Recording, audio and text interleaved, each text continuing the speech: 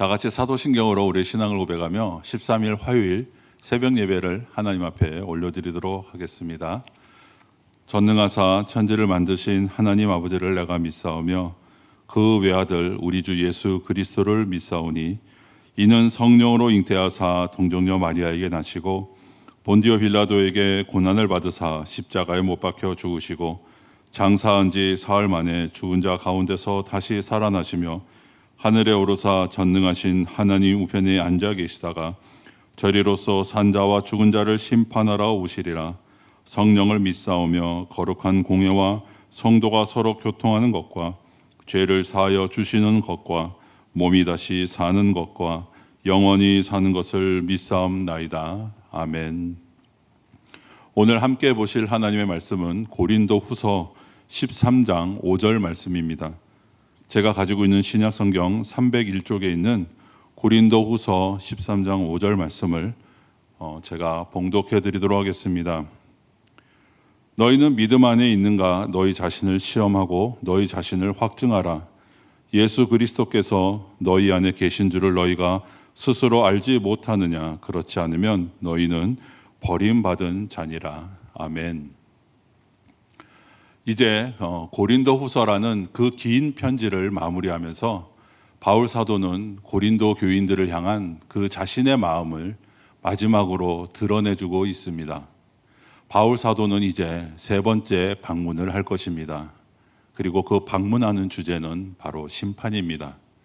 그러나 이것이 심판하는 것으로만 끝나는 것이 아니라 정말 바울 사도가 원하는 것은 모두가 회개하고 기쁨으로 회우하는 것이 바로 바울 사도의 목적입니다. 고린도 사람들은 바울 사도가 약하다고 느꼈습니다. 그래서 당신이 참 사도라면 그리스도께서 당신 안에서 증거하신다라는 증거를 우리에게 보이라라고 그렇게 요구했습니다. 고린도 사람들이 가지고 있는 그 약함과 강함에 대한 그 세상적인 기준은 바울 사도가 복음의 진리 안에서 드러내고 있는 그 약할 때 강함이라는 진리를 절대로 이해할 수 없게 했습니다. 바울은 약하다. 그러니까 그리스도께서 그를 통해 말씀하신다는 증거를 찾을 수 없다라는 것이 바로 고린도 교회 사람들의 논리였습니다. 그러므로 바울 사도는 비록 자신의 마음에 원하는 것은 심판이 아니지만 그럼에도 불구하고 끝까지 너희들이 회개치 않는다면 심판이 있을 것이다 라는 것을 이 13장 1절과 2절을 통해서 밝혀주고 있습니다. 바울 사도는 그들이 한 말들을 율법대로 두세 증인을 통하여서 확정을 하고 용서하지 않을 것입니다. 이것은 바울 사도가 그들을 교회로부터 쫓아낼 것이다 라는 그러한 의미를 가지고 있습니다. 과연 바울 사도는 무슨 권위가 있길래 그렇게 강하게 행할 수 있을까요? 바울이 그렇게 할 수 있는 이유는 바로 그리스도의 권위이기 때문입니다. 이것은 사도직을 가지고 있는 사람의 독특한 권위가 아니라 하나님께서 교회의 순결을 위해서 교회에게 주신 권위다라는 사실을 우리는 좀 알 필요가 있습니다. 예수 그리스도는 강하신 분이십니다. 그럼에도 불구하고 그리스도는 약함으로 우리에게 나타나셨습니다. 그는 약하심으로 십자가에 달리셨다라고 4절에서 말하고 있고요. 그러나 하나님의 능력으로 그는 다시 사셨습니다. 바울 사도는 자신도 그와 같이 약하지만 그 능력으로 강할 것이다 라고 말하고 있습니다. 그는 부활하신 주님께서 강함을 입으신 것처럼 그렇게 자신은 세 번째 방문을 하게 될 것이고 그리고 그는 그리스도를 대신하여 고린도 교회를 대하고 있는 모습을 우리에게 보여주고 있습니다. 그러므로 이제 고린도 교회에 회개하지 않는 사람들도 이 사도 바울이 세 번째 방문을 준비해야만 합니다. 그들이 그러기 위해서는 바울 자신은 매우 근원적인 질문으로 그들에게 도전을 하기 시작합니다. 첫 번째는 고린도 교회에게 자신의 믿음을 시험하라라고 말하고 있습니다. 자기가 진정한 믿음을 가진 자인지 돌아보라라고 바울 사도는 도전하고 있는 것입니다. 참 거듭난 그리스도인인지 아니면 가짜인지를 돌아보라라는 말입니다. 우리는 이러한 질문을 때로는 스스로에게 던져볼 필요가 있다고 생각됩니다. 이것은 우리의 믿음을 허물기 위해서 하는 것이 아니라 우리로 하여금 더 큰 확신에 거하게 하고, 혹이라도 우리 가운데 확신의 가운데 있지 않는다면 하나님의 구원의 은혜를 더 사모하기 위해서 우리는 이러한 질문들을 스스로에게 던질 필요가 있습니다. 그렇다면 어떻게 우리가 가지고 있는 믿음이 참 구원하는 믿음이라고 확신할 수 있을까요? 여기에는 한 가지 시금석이 있는데 그것은 바로 믿음으로 말미암는 순종입니다. 참 믿음은 순종을 낳습니다. 그러나 참 믿음이 낳은 순종이 아닌 다른 순종들도 존재한다는 것을 우리는 기억해야 합니다. 믿음으로 말미암는 순종의 특성은 마지못해서 하는 것이 아니라 정말 내가 하고 싶어 하는 순종이다라는 것입니다. 즉 다른 말로 말씀드리면 그것은 행위가 아니라 그 마음에 있다라는 것을 우리에게 가르쳐주고 있습니다. 바울 사도는 예수 그리스도가 너희 안에 계시는지를 확인하라고 말하고 있습니다. 그리스도인은 자기 안에 예수 그리스도께서 계시는 줄을 알고 있는 사람입니다. 그래서 이것을 확인하는 방법은 바로 믿음으로 말미암는 그 순종의 여부를 내가 정말 행위로만 하는 것이 아니라 내가 마음으로부터 순종하고 있는지를 확인하라고 우리에게 가르쳐 주고 있습니다. 바울 사도는 나아가서 자신이 버려진 자가 아니다라는 사실을 버려진 자가 아닌 사람들은 알 것이다라고 그렇게 말하고 있습니다. 즉 이 말은 너희 안에 예수 그리스도가 정말 계시다면 너희는 내 안에도 예수 그리스도가 계심을 알 것이다라는 것이죠. 하지만 너희 안에 나를 거부하는 사람들은 여전히 그 안에 그리스도가 계시지 않기 때문에 너희들이 몰라보는 것이다라고 이렇게 말하고 있는 것입니다. 주님의 말씀대로 그들은 그들의 판단으로 자신들이 판단을 받게 되는 것을 우리에게 보여주고 있습니다. 이 모든 일에서 주도적으로 일하시는 분이 계시는데 그분은 바로 성령님이십니다. 성령님께서 우리 안에 예수 그리스도가 계시다라는 것을 알게 하십니다. 성령님께서는 우리가 그리스도 안에 있는 자들을 서로 알아볼 수 있게 그렇게 하십니다. 성령님께서 우리가 그리스도 예수의 심판대 앞에 서게 될 때 부끄럽게 서지 않도록 우리를 준비시켜 주시는 분이십니다. 바울 사도는 이렇게 자신의 세 번째 방문을 준비하라고 고린도 교회에 있는 사람들에게 촉구하고 있습니다. 바로 그것은 성령님의 은혜 역사에 고린도 사람들을 부탁하면서 촉구하고 있는 모습입니다. 바울 사도는 마지막으로 자기의 영적인 자녀들을 위해서도 기도하는 모습을 우리에게 보여주고 있습니다. 그의 기도의 초점은 고린도 사람들이 온전하게 되는 것입니다. 바울 사도가 하나님께 구하는 것은 고린도 사람들이 악한 일을 조금 더 행하지 않게 되는 그것을 기도하고 있었습니다. 이것은 바울 사도가 세 번째로 방문하게 될 때 다루겠다라고 말한 일들입니다. 오히려 그들이 선한 일을 할 수 있게 해달라고 바울은 지금 간구하고 있습니다. 다시 말해서 이것은 그들이 온전하게 되기를 바라는 기도라고 9절에서 말씀하고 있는 그 기도입니다. 여기서 온전하게 된다라는 이 말은 고쳐서 완전하게 하는 것 혹은 완성한다라는 뜻을 가지고 있습니다. 비록 우리의 인생에서 이런저런 일들이 일어난다고 하더라도 그들 안에서 하나님께서 시작하신 그 선한 일을 마치기를 바라는 그 성화의 완성을 위한 바울 사도의 간구인 것입니다. 바울 사도는 그렇기에 기도의 사람이었습니다. 그의 기도의 태도와 삶의 모습이 그가 쓴 서신서 곳곳에서 우리는 발견할 수 있습니다. 바울 사도는 편지를 쓰다가도 멈춰서 기도를 합니다. 또 주야로 기도를 했습니다. 늘 기도 속에서 사랑하는 사람들을 기억하며 만났습니다. 그러기에 성령님께서는 우리가 무엇을 구해야 할지 알지 못할 때 탄식함으로 우리와 더불어 함께 기도하시는 분이다라는 사실을 우리는 바울을 통해서도 알 수 있습니다. 그래서 바울은 혼자 간 것이 아니라 성령님과 보조를 맞추면서 삶을 살아간 것을 우리에게 보여줍니다. 성령님께서 우리 안에서 구원을 이루어 가기를 원하시는 것처럼, 우리를 위해 그렇게 간구하시는 것처럼 바울 사도 역시 우리의 구원을 완성하기를 바라면서 하나님 앞에 기도로 나아가는 모습을 우리들에게 보여주고 있습니다. 그리고 바울 사도는 이제 11절 마지막에서 5가지의 간단한 명령과 함께 축복을 하고 있습니다. 11절에서 13절 12절 말씀을 보시면, 마지막으로 말하노니 형제들아 기뻐하라. 온전하게 되며 위로를 받으며 마음을 같이하며 평안할지어다. 또 사랑과 평강의 하나님이 너희와 함께 계시리라. 거룩하게 입맞춤으로 서로 무난하라 라고 말하고 있습니다. 여기에는 5가지의 명령이 나옵니다. 첫 번째는 기뻐하라. 두 번째는 온전하게 되라. 세 번째는 위로를 받아라. 네 번째는 마음을 같이하라. 그리고 5번째는 평안하라입니다. 이 각각을 짧게라도 우리가 살펴보기를 원하는데요. 기뻐하라라는 명령이 제일 먼저 나오게 됩니다. 이것은 바로 고린도 교회가 하나됨의 기쁨을 경험하게 될 것이다라는 그 하나님에 대한 기대와 신뢰를 가지고 바울이 이야기한 것입니다. 두 번째로 온전하게 되라라는 명령은 바로 9절에서 살펴보았던 바울 사도의 기도이기도 했습니다.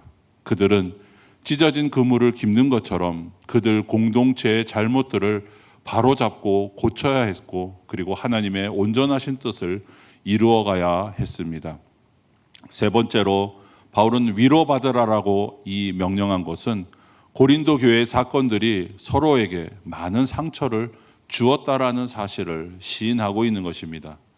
고린도 교회 안에는 옳은 자들이나 잘못된 자들이나 모두가 다 상처를 입었습니다. 바울 역시도 상처를 입었습니다. 그러기에 상처 입은 사람들에게 필요한 것은 바로 위로입니다. 교회 안에 어려운 일이 일어날 때 그 일이 해결은 될 수 있어도 마음의 상처는 결국 남기게 됩니다. 바울 사도는 그것을 인정하면서 서로를 위로하라라고 그렇게 말하고 있는 것입니다. 네 번째로 마음을 같이 하라라는 말은 조화를 위한 조화를 말하는 것이 아닙니다. 사도적인 진리의 하나됨, 그러니까 말씀으로 하나됨을 위한 그 조화를 말하고 있는 것입니다. 그리고 마지막으로 평안할지어다라는 말은 특별히 설명할 필요가 없을 정도로 우리가 익히 잘 알고 있는 그러한 내용입니다. 뒤로 물러서서 전체를 보면서 너희들이 생각하라라는 그러한 명령입니다. 평강 가운데 살기 위해서는 우리가 생각해야 된다는 것을 말하고 있습니다.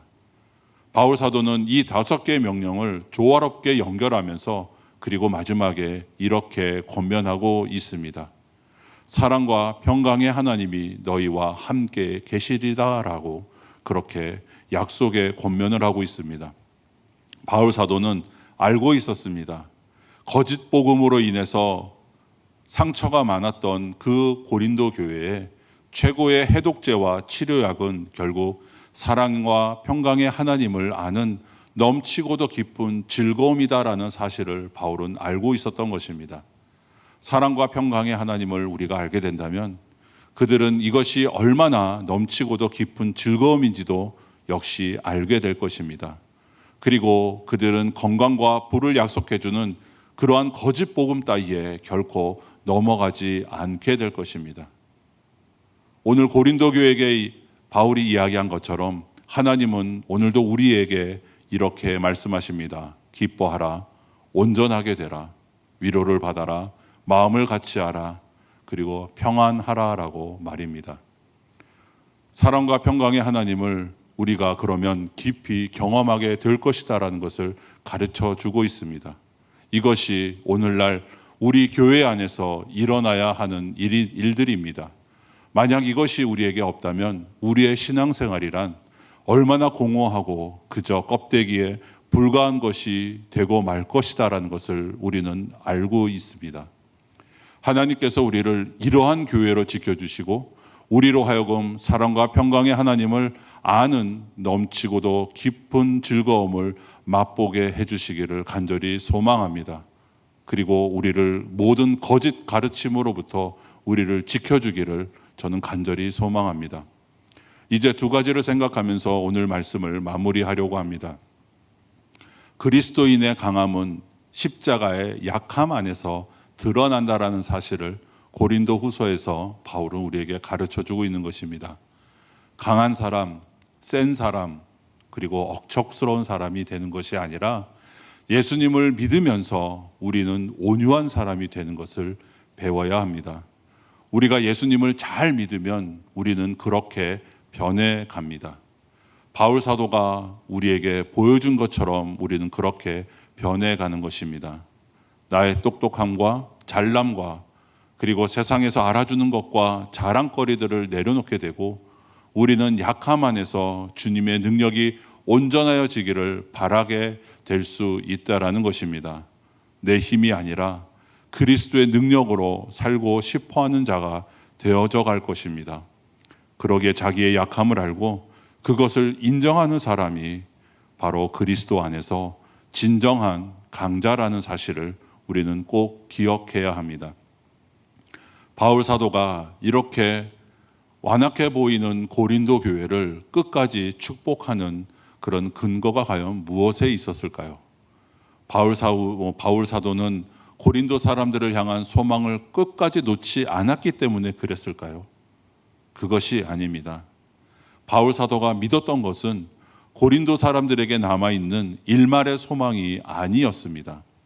그가 정말로 믿었던 것은 하나님, 곧 고린도 교회를 세우신 하나님, 그들을 그 교만함과 악함에도 불구하고 교회로 부르신 그 은혜로우신 하나님에 대한 기대고 신뢰였다라는 것입니다. 그러기에 하나님의 사람으로 만들어져가는 거룩하게 되어져가는 성화는 결코 하룻밤에 완성되는 것이 아닙니다. 그러기에 우리는 우리가 사람을 절대로 포기해서는 안 된다는 것입니다. 거듭난 사람의 성장이 더욱 더딜 수도 있습니다. 그러나 하나님께서는 그 사람을 결코 포기하지 않으실 것이기에 우리가 포기해서는 안 되는 것입니다. 성화의 시간표는 우리가 만들 수 있는 것이 아닙니다. 그 시간표는 철저하게 하나님 편에 있다라는 사실을 우리는 기억해야 합니다. 우리가 이렇게 바울 사도와 같이 사람을 포기할 수 없는 것은 우리가 그 사람을 믿어서가 아니라 그 안에서 일하시는 신실하신 하나님을 믿기 때문이다라는 사실을 우리는 기억해야 합니다. 그리고 이것이 오늘날 우리에게도 우리 교회 안에도 이것이 필요합니다. 사람을 믿어서 사람에게 투자하면 결국 우리는 실망하게 되고 다시는 안 해라는 식으로 우리를 몰고 갑니다. 그러나 주님은 사람을 아셨기에 사람에게 자신을 의탁하지 않으셨습니다. 하지만 하나님 아버지의 뜻을 아셨기에 사람에게 자신의 전부를 다 주셨다라는 사실을 우리는 알고 있습니다. 이것이 바로 주님께서 우리를 부르시는 부르심이고 그리고 그것을 거둬가시는 분은 하나님이시다라는 사실을 우리는 기억해야 합니다. 우리는 약함으로 십자가에 못 박히신 분을 따라가는 그러한 약한 사람들이어야 된다는 것을 바울은 우리에게 강조하고 있습니다. 강할 수 있다면 오직 하나님의 능력 안에서만 강한 것이고 내가 아니라 하나님의 능력이 내 안에서 온전하여지는 것을 바라는 것이 바로 바울의 바람이라는 사실을 그리고 우리에게 그렇게 원한다라는 사실을 우리는 기억해야 됩니다. 우리는 하나님이 드러나는 삶을 살도록 소명받은 자들임을 반드시 우리는 기억해야 됩니다. 그러기에 우리 교회는 성삼위 하나님이 드러나시기 위해서 세우셨다라는 이 영광스러운 소명을 어느 한순간이라도 저버리면 결국 우리 역시 무너지게 된다는 사실을 바울은 오늘 우리에게 가르쳐주고 있는 것입니다. 우리의 삶에 하나님이 온전하게 드러나는 그러한 소명, 이것이야말로 우리의 가장 영광스러운 소명이고 오늘도 그 소명에 따라 삶을 살아가시는 저와 여러분이 되시기를 간절히 소망합니다. 기도하겠습니다. 하나님 아버지 감사합니다.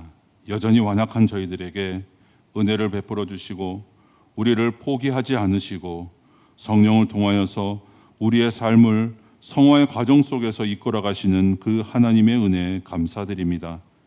하나님의 영광을 우리의 삶을 통해 드러나는 삶을 살아가는 저희들이 되게 하여 주시옵소서. 이 세상에서 저희의 그 어떠한 것들을 증명하는 것이 아니라 십자가 사건을 통해서 우리에게 보여주신 그 약함이 강함이 되고 하나님의 능력이 우리의 삶을 통해서 드러나는 삶을 살아가는 저희들이 되게 하여 주시옵소서. 우리는 소명받은 자들이라는 사실들을 기억하게 하시고 그 소명을 따라 믿음으로 살아가는 저희 영광교회가 될 수 있도록 주님 은혜로 함께하여 주시옵소서. 오늘도 코로나로부터 저희들을 지켜주시고 오늘도 주님이 주시는 그 복된 하루가 될 수 있도록 주님께서 함께하여 주시옵소서. 예수님의 이름으로 기도드리옵나이다. 아멘.